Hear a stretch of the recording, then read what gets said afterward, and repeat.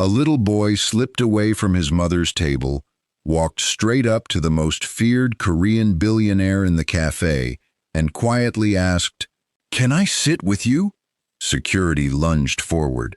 The cafe went silent. But before anyone could touch the child, the billionaire pulled out the chair himself.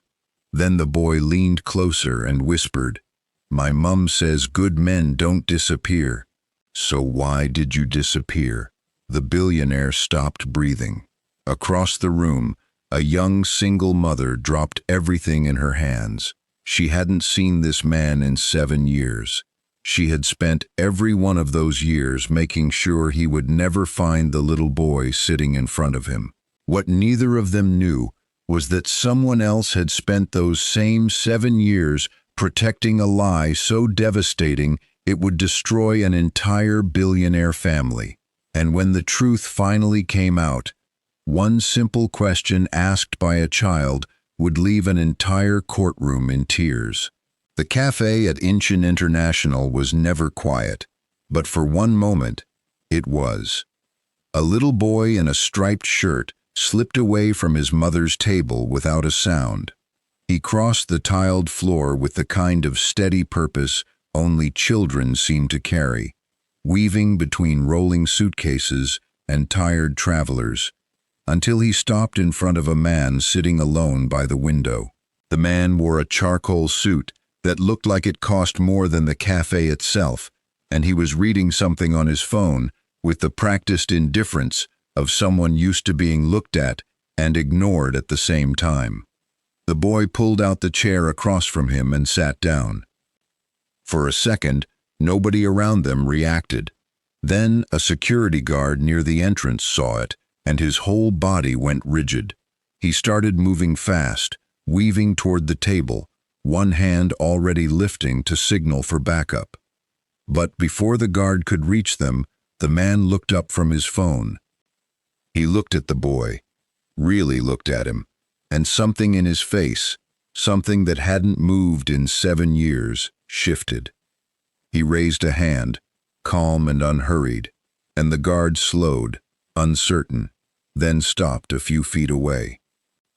The boy leaned forward, elbows on the table, and studied the man's face the way children study things they don't yet have words for. "My mum says good men don't disappear," he said quietly. "So why did you disappear?" The man stopped breathing.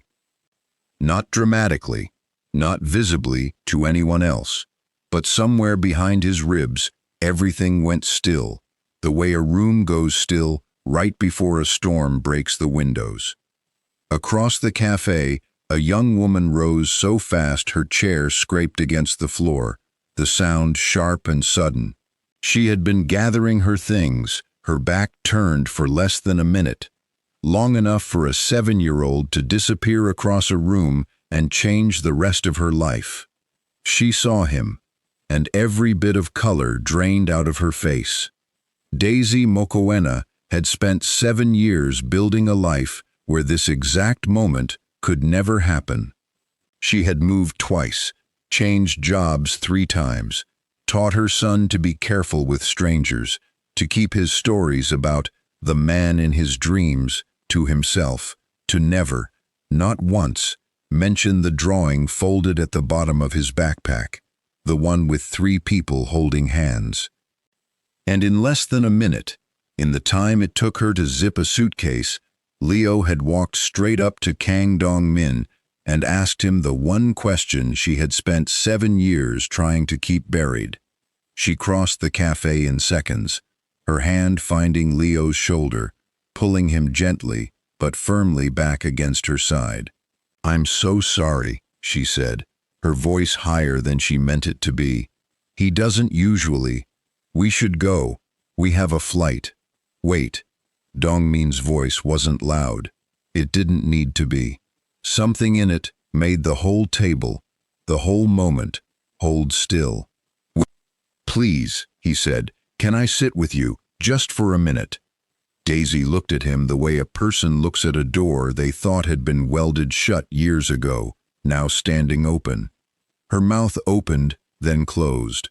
Leo looked up at her, waiting, his small hand still holding hers.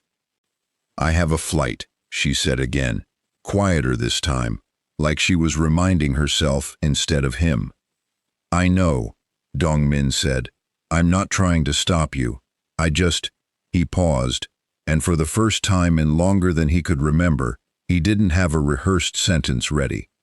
"I haven't seen you in 7 years, Daisy. Give me 5 minutes. That's all I'm asking." She should have said no. Every instinct she'd trained into herself over 7 years told her to say no, to take Leo's hand and walk through that gate and never look back at that table again. But Leo was already climbing back into the chair he'd chosen for himself, looking between the two adults with the open curiosity of a child who didn't understand why the air in the room had changed, only that it had. Daisy sat down. 7 years earlier, none of this had seemed possible. She had been 24, working a summer research placement at a hospital in Seoul, thousands of kilometers from home, homesick in a way she hadn't expected and too proud to admit it to anyone. He had been the eldest son of one of Korea's largest conglomerates, groomed since childhood for boardrooms and shareholder meetings, expected to marry strategically and speak carefully, and never, under any circumstances, fall in love with a foreign researcher he met by accident outside a rain-soaked bookstore. But that was exactly what happened. He'd knocked an umbrella into her by mistake.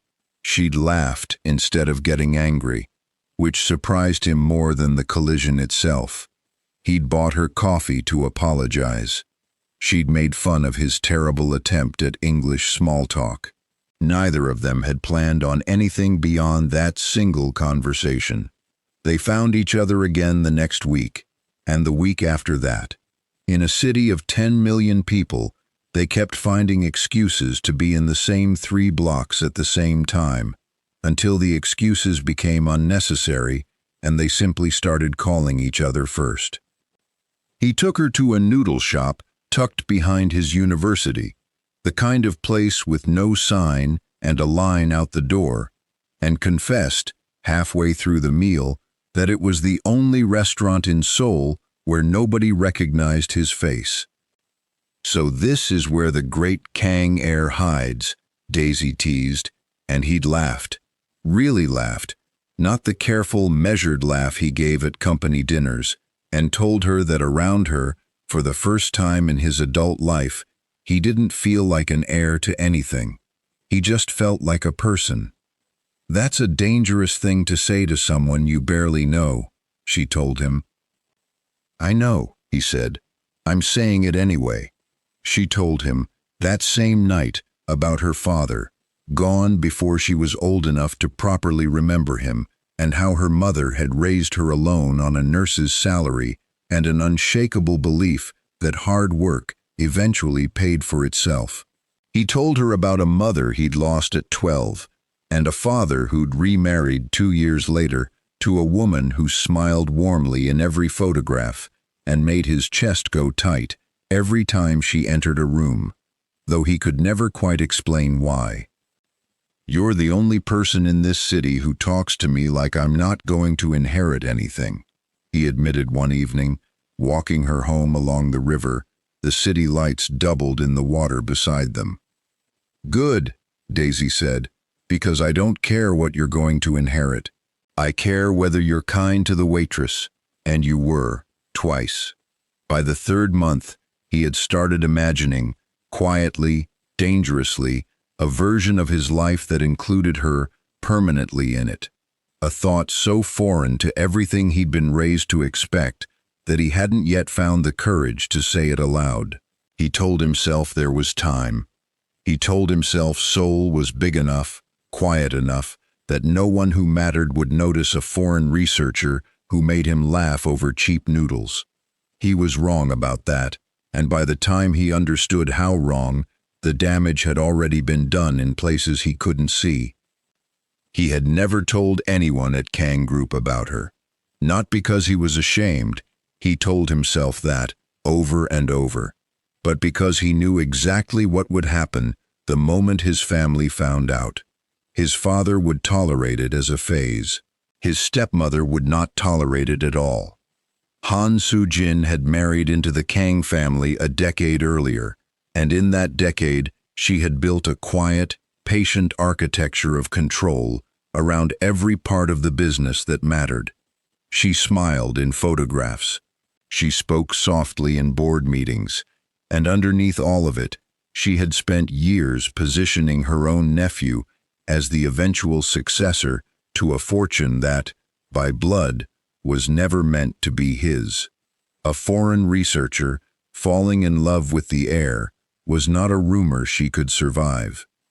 She found out 3 months in, at a dinner Dong-min never attended, when a junior executive mentioned offhandedly that the young master had been seen twice that week near a university dormitory, laughing with a foreign woman in a way none of them had ever seen him laugh in a boardroom. Han Soo-jin had smiled through the rest of that dinner, asked no further questions, and made 2 phone calls before she'd even finished her tea. By the following week, she had a name, a visa status, a departure date already fixed on her research placement, which gave her, she calculated coldly, a natural and unremarkable endpoint to work toward. She simply needed to make sure nothing meaningful passed between them before Daisy's flight home was already booked. No confrontation, no scandal, just silence, engineered patiently enough that neither of them would ever think to blame anyone but themselves.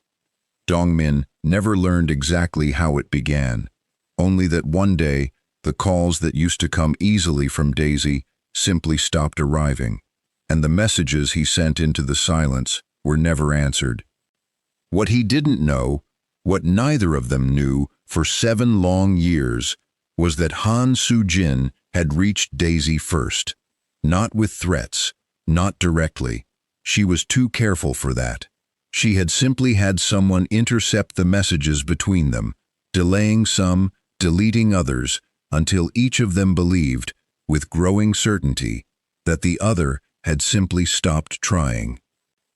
Daisy left Korea 2 months later, her research placement ending on schedule, her heart ending on a schedule of its own. She didn't know she was carrying his son until she was already back home, and by the time she knew for certain, every version of reaching out to him had already curdled into humiliation in her mind. He had gone silent. He hadn't called. What was she supposed to do? Arrive on his doorstep with a child he'd apparently decided wasn't worth a phone call? So, she raised Leo alone.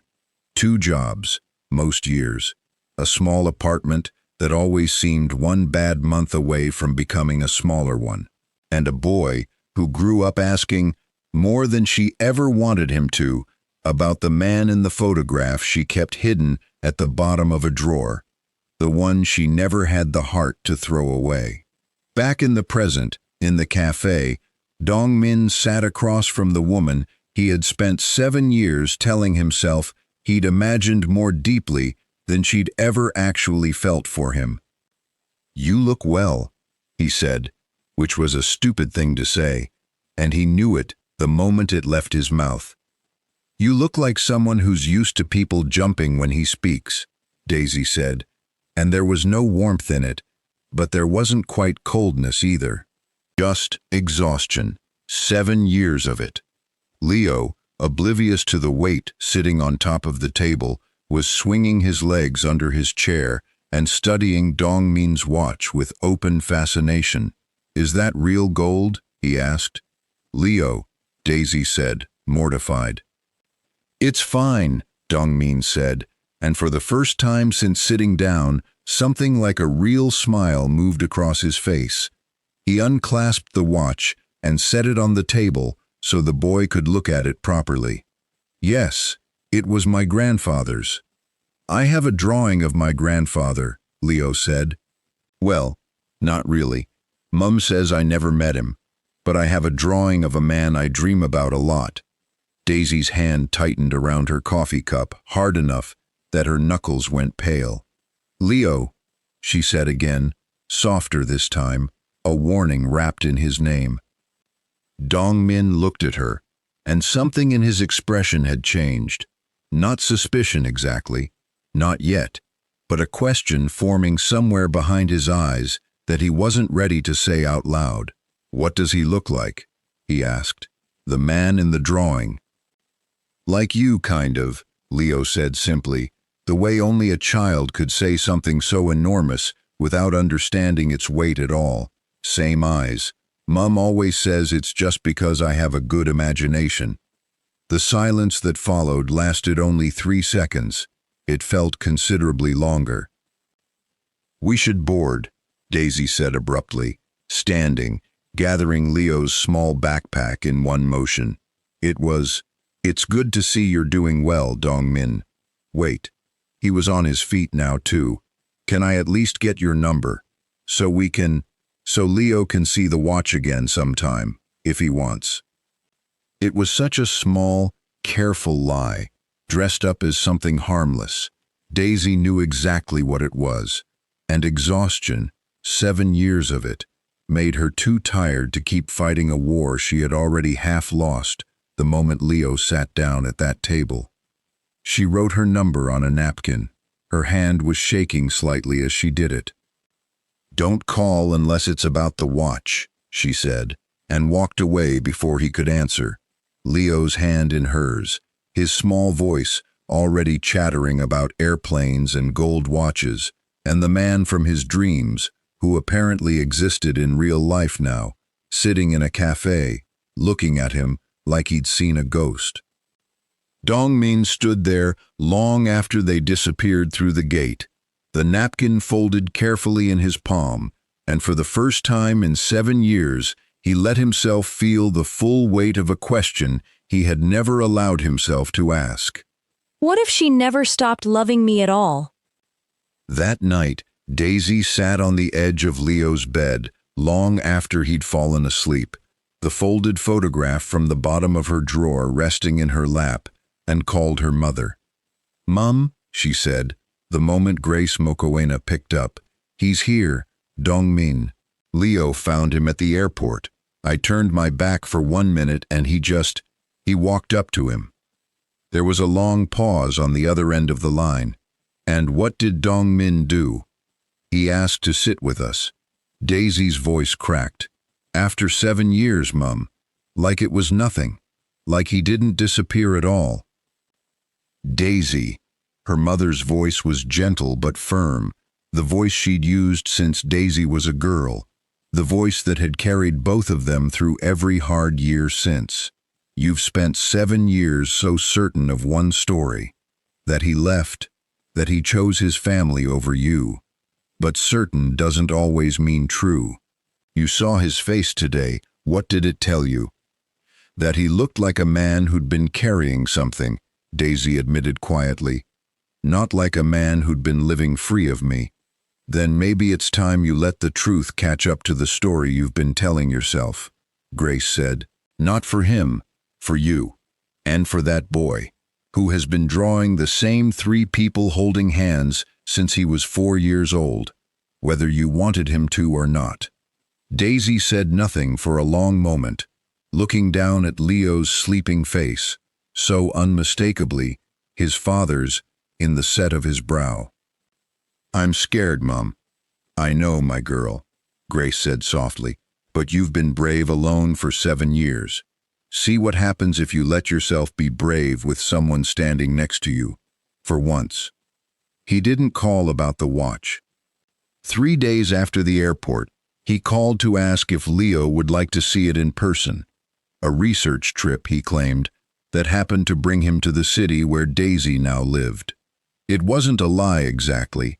He had rearranged an entire quarter's schedule to make it true. Daisy said no the first 2 times he asked to meet. She said yes the 3rd time, mostly because Leo had not stopped talking about the watchman for 3 straight days, and she had decided that a single supervised coffee in a public park was a smaller risk than living with a heartbroken 7-year-old for the rest of the summer. They met at a park near her apartment. Dong-min brought no assistance, no driver waiting at the curb, nothing that would have signaled who he really was to anyone watching. He wore jeans for the first time in longer than he could remember, and looked, Daisy thought privately, almost unbearably like the 26-year-old she'd fallen for in a rainstorm outside a bookstore. Leo ran straight to him, no hesitation at all, the way children attach themselves to people who feel safe without ever needing a reason why. "You came back," Leo said, delighted, like it was the most natural thing in the world. "I did," Dong-min said, and something about the way he said it made Daisy look away, blinking hard, pretending to be very interested in a squirrel near the fountain. They spent an hour in that park. Dong-min pushed Leo on the swings, while Daisy sat on a bench pretending to read a book she wasn't absorbing a single word of. And in the small, unguarded moments between pushes, Leo's laughter carrying across the grass, Dong-min's rare, unpracticed smile, Daisy felt something she'd spent 7 years convincing herself had died completely. It hadn't died, it had just been waiting. That should have been the end of it. A nice afternoon, a closed chapter revisited gently and then shut again. But two things happened in the weeks that followed that made closing that chapter impossible. The first was Dong-min noticing things he couldn't stop noticing. The way Leo tilted his head exactly the way Dong-min's late mother used to. The way his laugh had the same rare, surprised quality Dong-min's own laugh had. The kind that escaped before he could stop it. The way, when Leo concentrated hard on something, his eyebrows drew together in a shape Dong-min had seen in his own baby photographs. He told himself it was coincidence for 2 visits. By the third, he had quietly hired Park Dong-hyun, a private investigator who had done careful, discreet work for the Kang family before, and asked him, without explaining exactly why, to look into Daisy Mokoena's history over the past 8 years. The second thing that happened was that Han Soo-jin found out he was back in contact with her. She had eyes inside the family in more places than Dong-min ever fully accounted for. A driver here, an assistant there, small favors called in over a decade of careful positioning. When word reached her that the young master had quietly, personally, flown across the world under the guise of a research trip and spent an afternoon pushing a strange child on a swing set, her calm, practiced smile did not so much as flicker in front of anyone who might have been watching. But underneath it, something old and cold woke back up. She had buried this 7 years ago. She had made absolutely certain, at considerable personal risk and expense, that this exact scenario could never happen. And now here it was, unfolding in a public park an ocean away, threatening to unravel everything she had spent a decade building.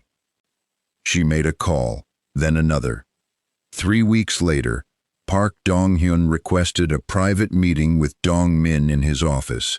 The door closed, the blinds drawn, an unusual level of caution for a man who was normally direct to the point of bluntness.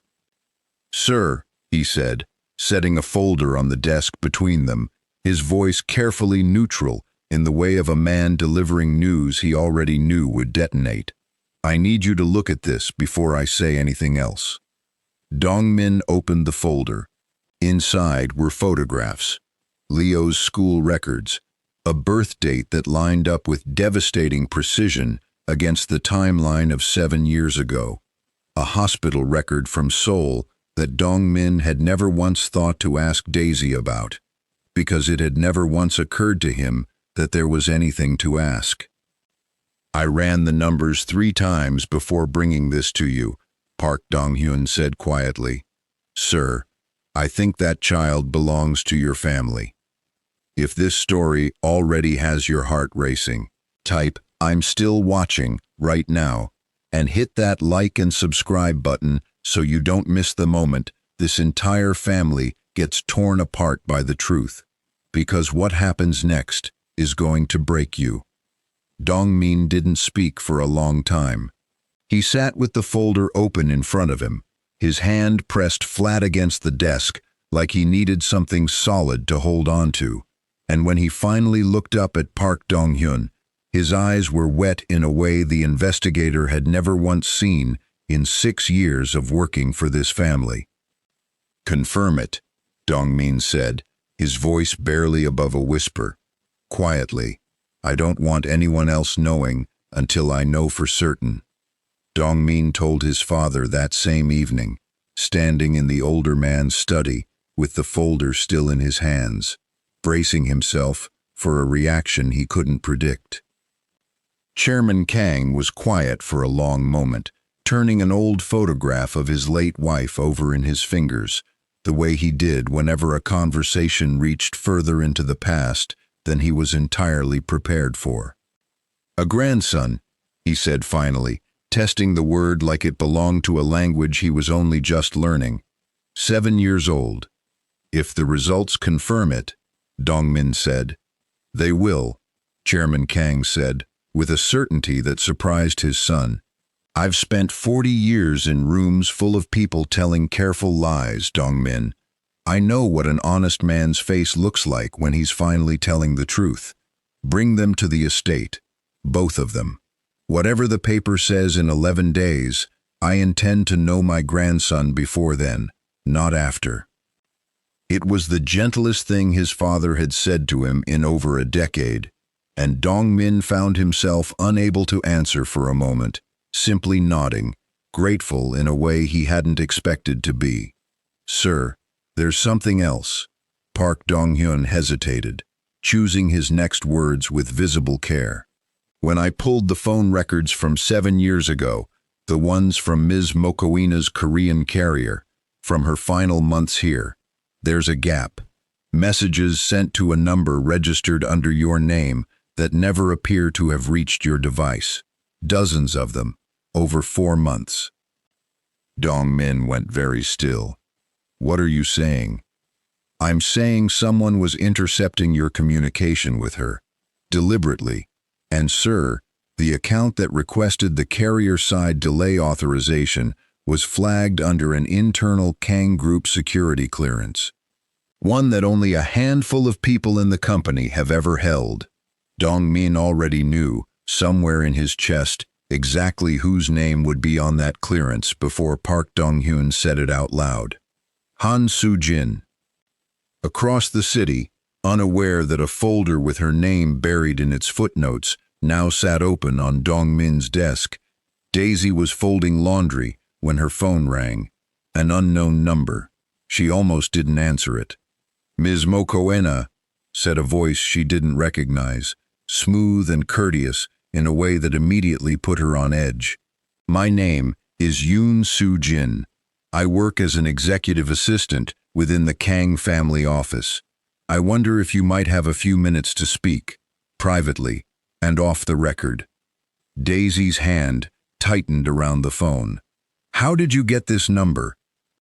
What Daisy didn't know, what she wouldn't learn until much later, was that Yoon So-jin had been barely 25 when Han Soo-jin first asked her to quietly delay a handful of messages between the young master and some researcher he'd been seeing.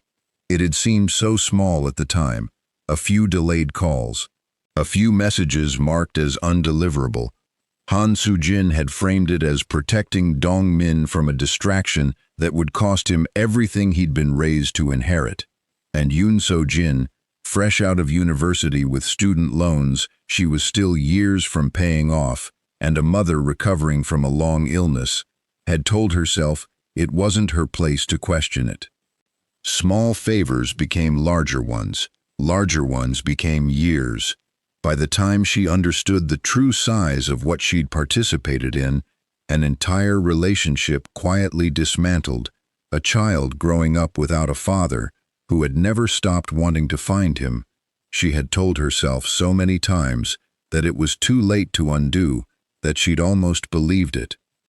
Seeing Leo's photograph on Dong-min's desk, The resemblance, undeniable, even from across a room, had finally broken something in her that 7 years of quiet guilt hadn't managed to.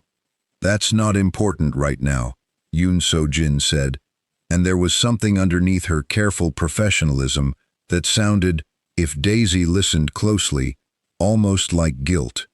"What's important is that I think you and your son may be in more danger than you realize. There are people in this family who will do almost anything to make sure Leo never becomes a Kang. I think you should know that before anything else happens." The struggle that followed was slower and quieter than either Daisy or Dongmin expected, and far more painful for exactly that reason. Han Soo-jin did not attack directly. She never had, not once in a decade of careful maneuvering. But small, targeted pressures began appearing in Daisy's life with unsettling precision. Her landlord suddenly discovered a clause allowing early termination of her lease. Her employer, a small clinic where she'd worked for 3 years without incident, received an anonymous complaint questioning her credentials, forcing an internal review that put her job on unofficial hold pending verification. A woman Daisy had never met approached her outside Leo's school one afternoon, smiling pleasantly, and suggested, in words careful enough to never quite become a threat, that some children were happier growing up without the complications a large, powerful family could bring into their lives. 3 days after the woman outside Leo's school, Han Soo-jin herself finally appeared. Not through an intermediary this time, but in person, waiting in a car outside Daisy's apartment building when Daisy returned from the clinic, exhausted, her review still unresolved. "Ms. Moko Enna." Han Soo-jin stepped out, immaculate, unhurried, her voice warm in a way that felt, up close, almost violent in its falseness. "I thought it was time we spoke woman to woman. I know who you are," Daisy said, stopping several feet away, refusing to close the distance further. "Yoon So-jin already told me." Something flickered behind Han Soo-jin's composure. Brief, quickly smoothed over. "Then you understand the position you're in. A single mother, no family name behind her, up against a company with more lawyers than your entire clinic has employees. I can make your life very comfortable, Ms. Mokoena, a generous settlement, a fresh start somewhere far from here, somewhere no one asks questions about a boy's father. Or I can make it considerably harder than it already is. The choice, genuinely, is yours." Daisy felt her hands shaking and hated herself for it, and forced her voice steady anyway. 7 years ago, you stole every message that boy's father ever tried to send me. You let me believe I'd been abandoned. You let my son grow up thinking his father didn't want him.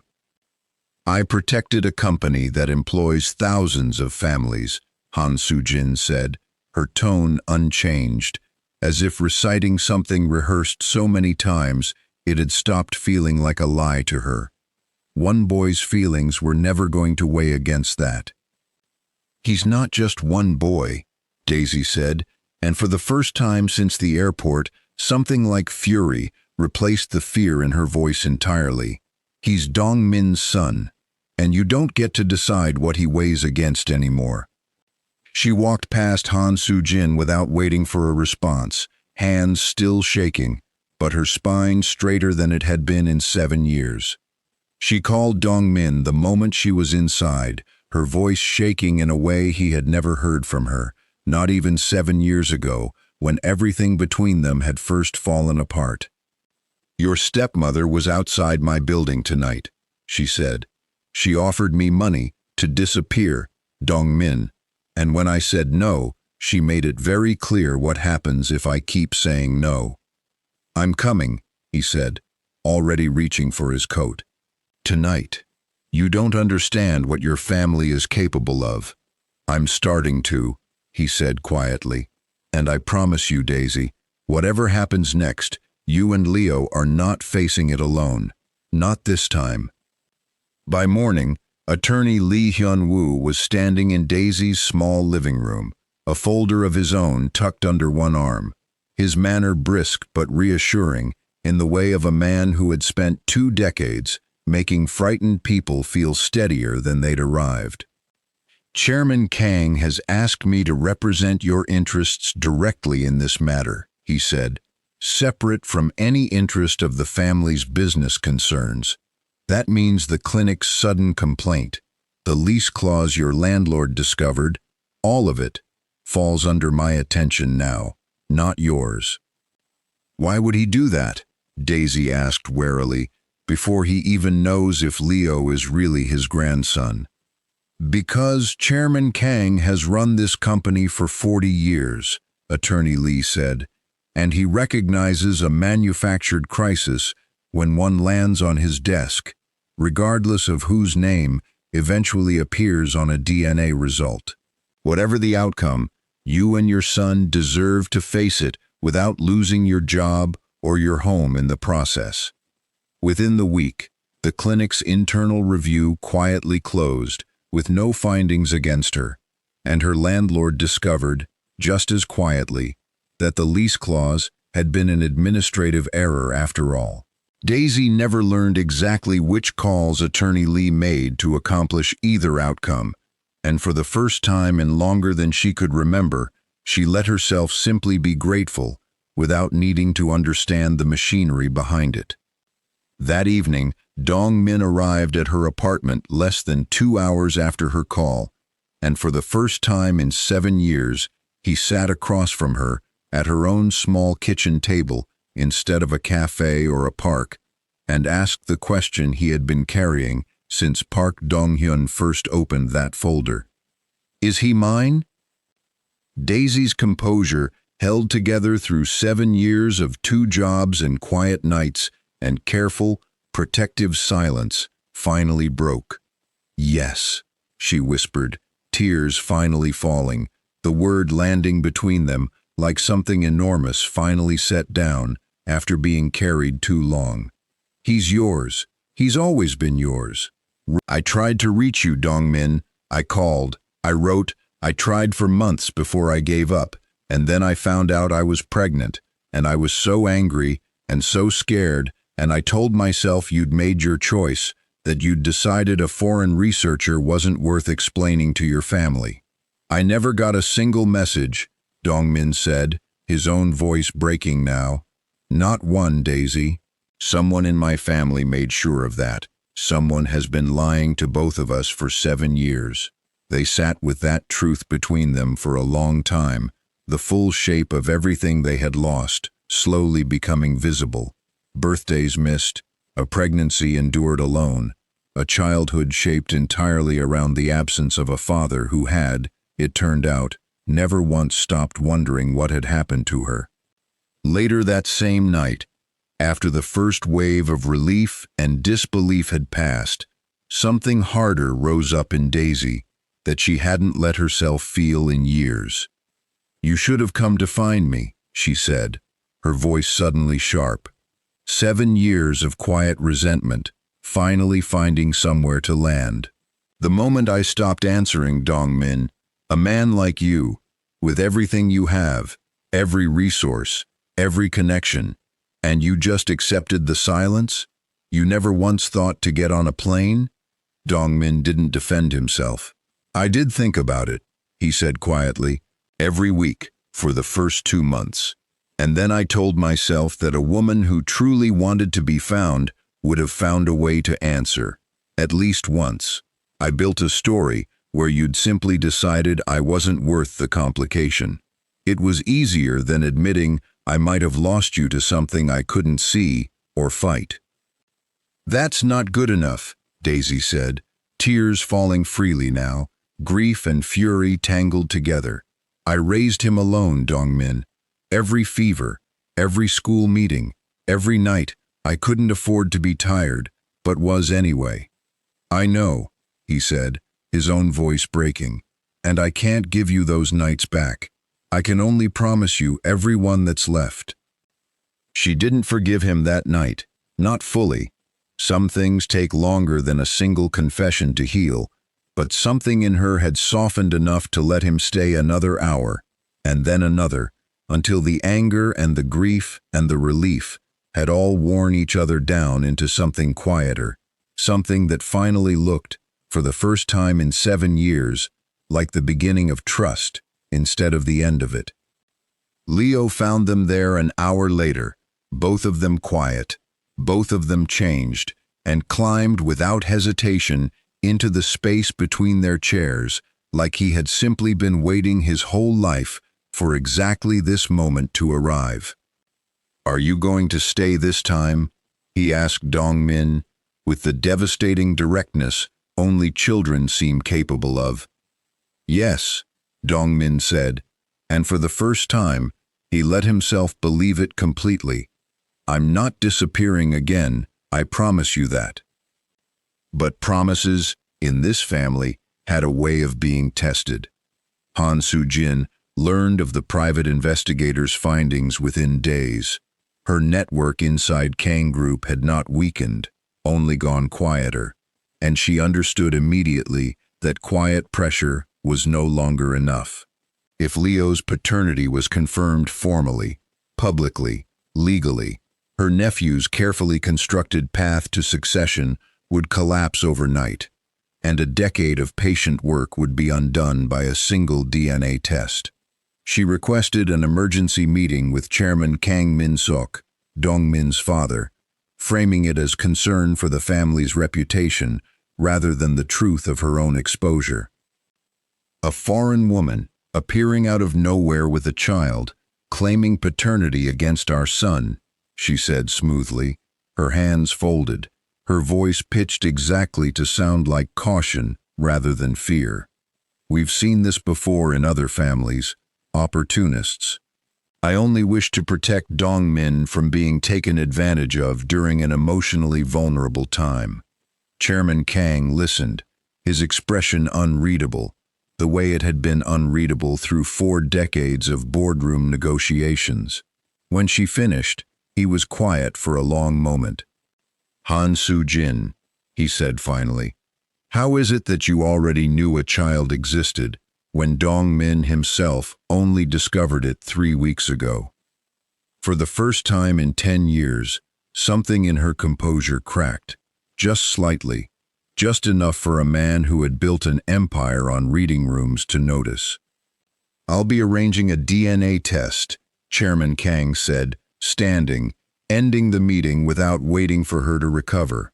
"Formally, through attorney Lee Hyun-woo, if there is truth to be found, I intend to find it, regardless of whose comfort that truth disturbs." The testing took 11 days. 11 days that felt, to everyone involved, considerably longer than that. Daisy moved through them in a fog, caring for Leo, going through the motions of a life that no longer felt entirely like her own, waiting for a piece of paper to either validate 7 years of certainty or, impossibly, somehow undo it. Dongmin visited every day, sometimes twice, and in the strange suspended space of those 11 days, something neither of them had let themselves hope for slowly, carefully, began rebuilding itself. Grace Mokoena flew in on the 5th day, unannounced, standing on Daisy's doorstep with a single suitcase and an expression that told her daughter she would not be argued out of staying until this was over. She met Dongmin for the first time over dinner that evening, studying him for a long, quiet moment before speaking. "You broke my daughter's heart 7 years ago," she said plainly, not unkindly, but without softening it either, whether you meant to or not. "I know," Dongmin said, meeting her eyes without flinching. "I can't undo those years, but I intend to spend the rest of my life making sure I never break it again." Grace studied him a moment longer, then nodded once, the way a woman nods when a verdict has been reached and doesn't need repeating. "Then you'd better mean that," she said, "because I raised her alone once already. I won't stand by quietly if I have to do it twice." On the 8th night, unable to sleep, Dong-min found Leo sitting alone at the kitchen table with a piece of paper and a pencil, tongue between his teeth in concentration. "What are you drawing?" Dong-min asked, sitting down across from him.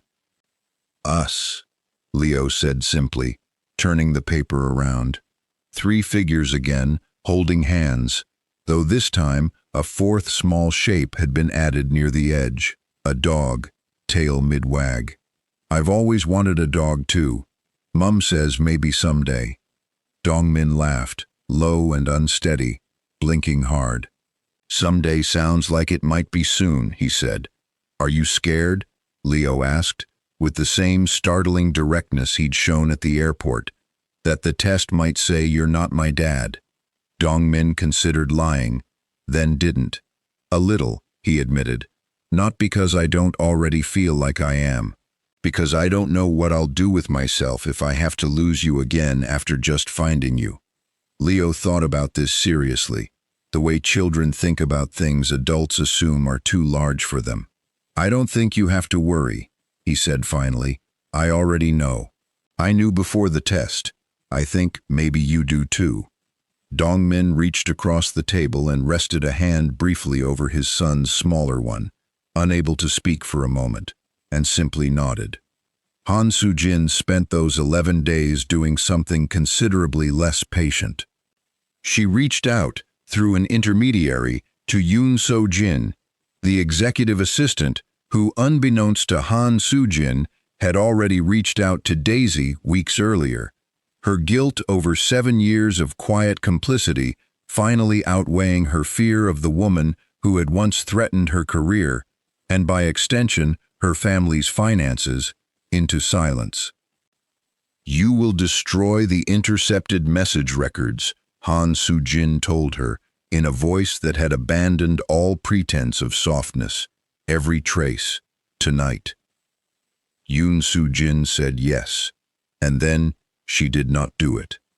Instead, she copied every file onto a private drive, drove directly to attorney Lee Hyun-woo's office at 11 at night, and placed it on his desk with shaking hands. "I need to tell you everything," she said, "before it's too late to matter." The morning the DNA results arrived, everyone gathered in attorney Lee's office, Dong-min and Daisy on one side, Chairman Kang seated at the head of the table, Han Soo-jin present at her own insistence, still projecting an unbothered calm that was beginning, visibly, to strain at its edges. Dr. Choi Eun-kyung, the physician who had overseen the testing, read the result aloud without embellishment, because none was needed. 99.99% probability of paternity, she said. Kang Dong-min is the biological father of Leo Mokoena. The room went silent, in a way that felt physically heavy.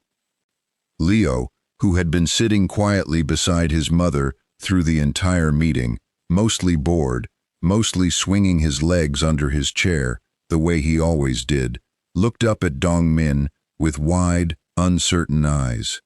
"Does this mean I can finally call you Dad?" he asked.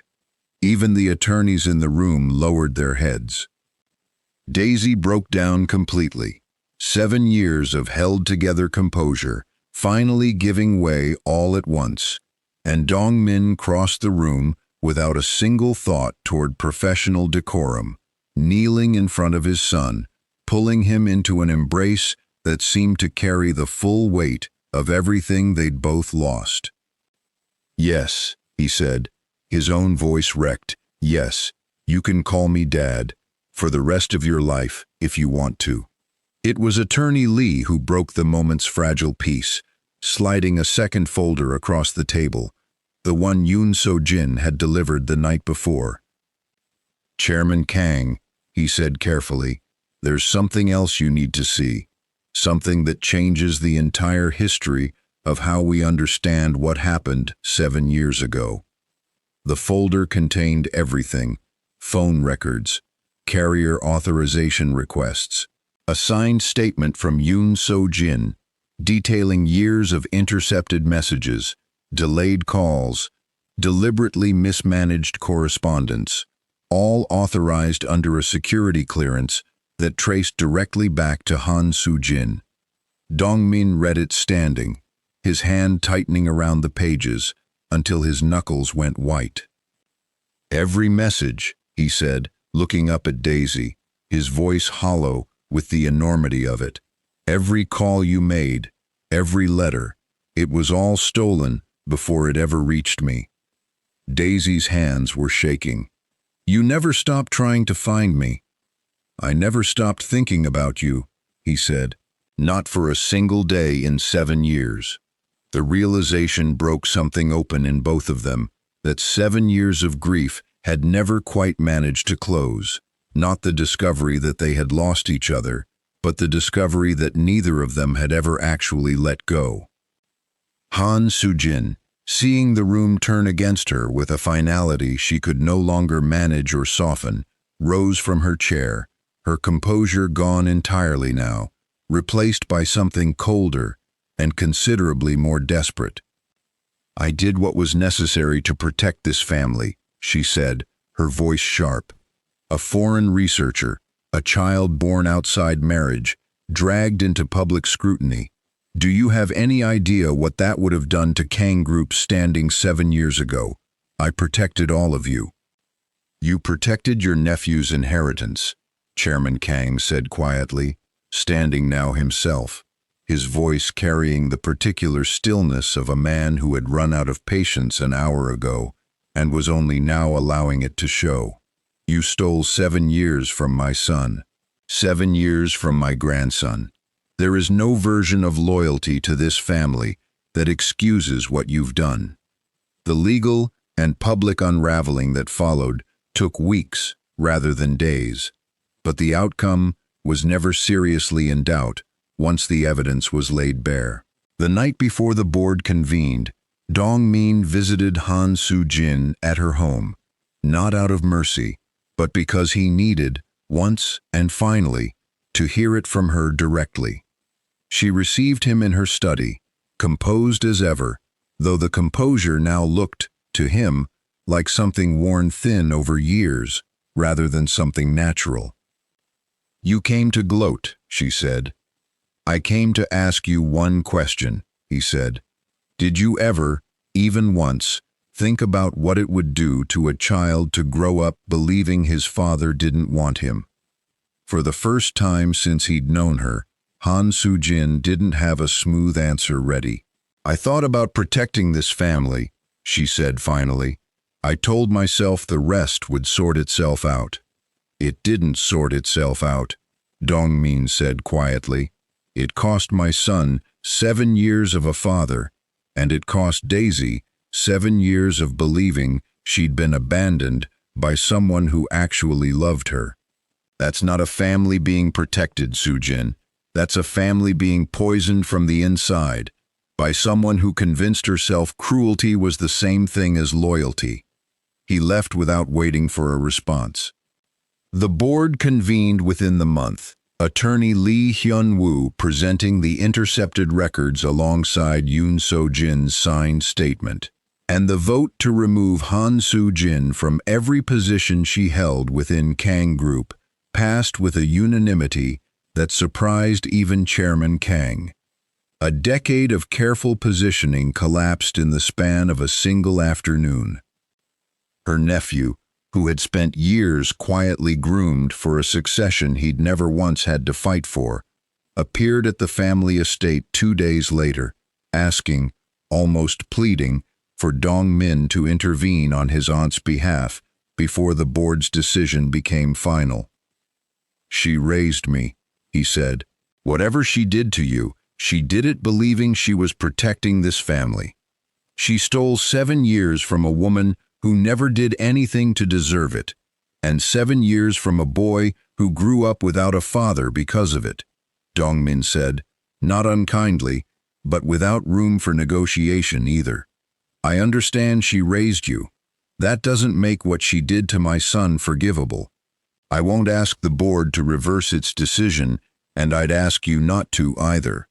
The nephew left without another word, and though whispered predictions of scandal, lawsuits, and retaliation circulated through the company for a few tense weeks afterward, none of it materialized with the force Han Soo-jin might once have commanded. The family closed ranks, not around her, but against her. Dong-min was offered the chance for a public, punishing response, statements to the press, formal charges pursued to their fullest legal extent, a complete and visible reckoning. He declined all of it.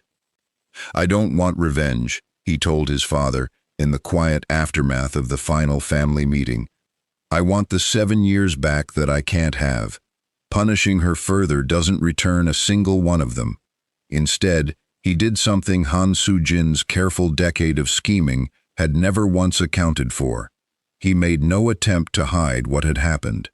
At a company charity gala 3 months later, in front of employees, shareholders, and the same press that might once have destroyed Daisy's reputation on Han Soo-jin's careful whisper campaign, Dong-min stood at a podium, with Leo's hand in his, and Daisy standing quietly beside him, and told the truth, plainly, without shame.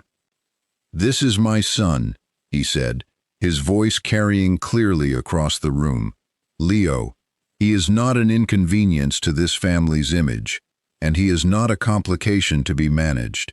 He is the greatest blessing I have ever been given, and I intend to spend the rest of my life making up for the years I lost with him."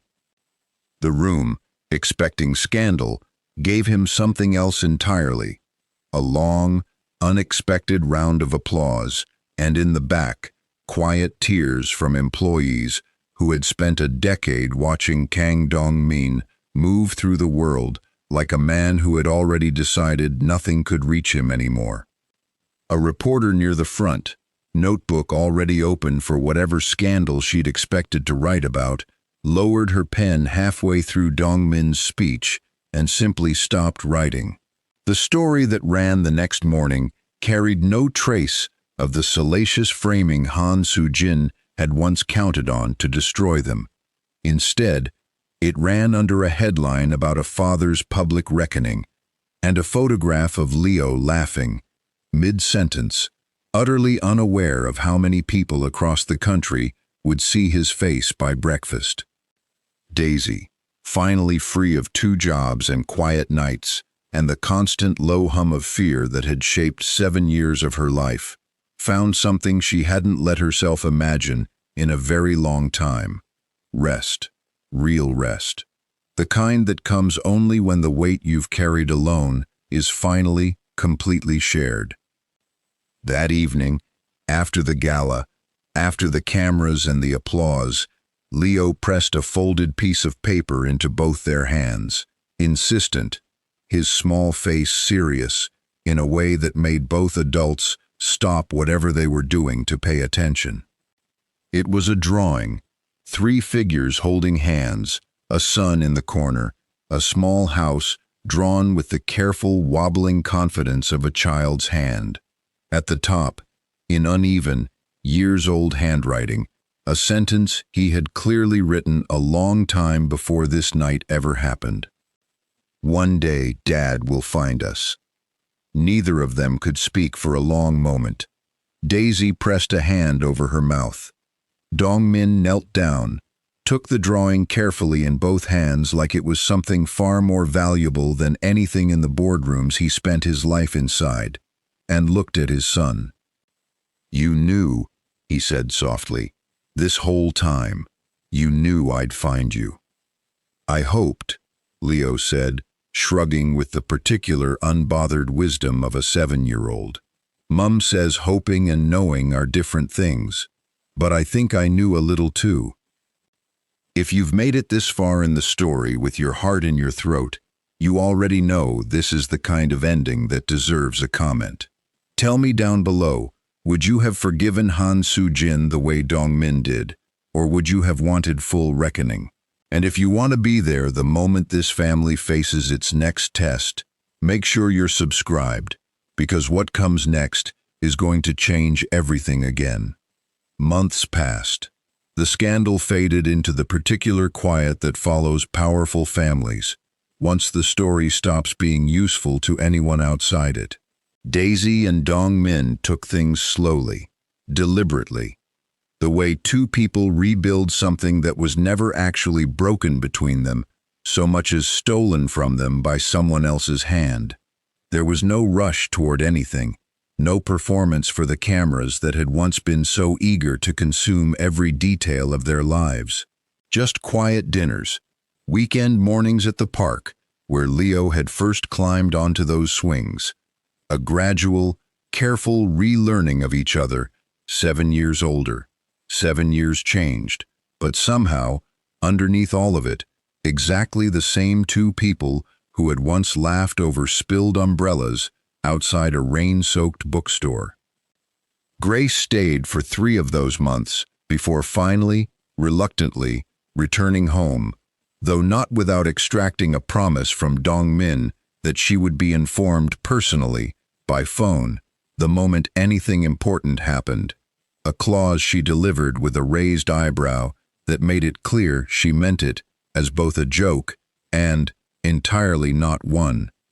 Leo got his dog in the 5th month, a small, scruffy thing from a shelter near the estate that he named Watch, in honor, he explained very seriously, of the first thing he'd ever noticed about his father.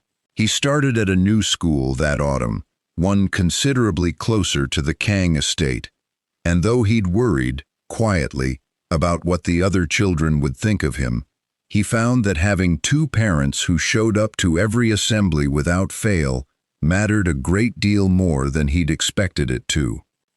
Chairman Kang, for his part, softened toward the boy in ways that surprised everyone who had known him for the stern, unreadable man he'd been for decades. He took to walking Leo through the family gardens on Sunday afternoons, teaching him the names of trees his own father had planted, and once, when he thought no one else was listening, told his grandson quietly that he was sorry it had taken so long to find him. "It's okay," Leo told him, with the same simple forgiveness he seemed to extend to everyone. "You found me now." On Leo's next birthday, Grace flew back for the celebration, and the estate garden Chairman Kang had once walked alone filled, for the first time in years, with the noise of an actual family. Leo and Watch chasing each other across the lawn, Grace and Chairman Kang seated together, comparing notes on raising stubborn grandchildren, Attorney Lee and Dr. Choi arriving briefly to drop off a gift and staying for cake they insisted they didn't have time for. Daisy stood at the edge of it all for a moment, a plate balanced in one hand, watching her son blow out his candles, surrounded by more people who loved him than she'd ever dared imagine possible during the hardest of those 7 lonely years. "You look like you're doing math," Dong Min said, coming to stand beside her. "I'm just thinking," she said, "about how impossible this would have sounded to me a year ago. All of it. Impossible things happen," he said, "when someone finally stops disappearing." She laughed, leaning into him without quite meaning to, and for the first time in longer than she could remember, the weight she'd carried alone for 7 years felt, if not entirely gone, at least evenly shared. It was at another charity event, smaller this time, quieter, the kind Dong Min had started attending more often now that he had a reason to want his evenings to matter, that he found himself, almost without meaning to, walking toward the exact cafe table where all of it had begun. Daisy was there already, sitting exactly where she'd been sitting the day Leo slipped away from her side and changed everything. She looked up as he approached, and something in her face told him she knew immediately, before he said a single word, exactly what he was about to ask. He pulled out the chair across from her. "Can I sit with you?" he asked. She laughed, a real laugh, wet with tears she didn't bother hiding anymore, and reached across the table for his hand. "You never have to ask again," she said. Some people believe destiny arrives with noise, a grand gesture, a dramatic reveal, a moment loud enough to be impossible to miss. But sometimes it's quieter than that. Sometimes it's a child slipping away from a table, walking across a crowded room, and asking one simple question that neither adult in his life was brave enough to ask on their own. If Daisy had said no that day at the airport, if she had pulled Leo away before Dongmin could speak, a father would never have found his son. A boy would have grown up with nothing but a drawing and a hope folded at the bottom of a backpack, and an entire family, without ever knowing it, would have stayed broken. But she said yes, and everything changed. Yet there is one secret about Leo that nobody in this story, not Daisy, not Dongmin, not even Chairman Kang himself, has discovered yet. Something buried far deeper than a stolen phone record or a decade-old scheme. And when it finally comes to light, it won't just test this family's love. It will test everything they think they know about how this story truly began. If you want to be there the moment that secret is revealed, make sure you're subscribed and following along. Drop a comment below and tell me, what do you think Leo's secret could be? I'll see you in the next story.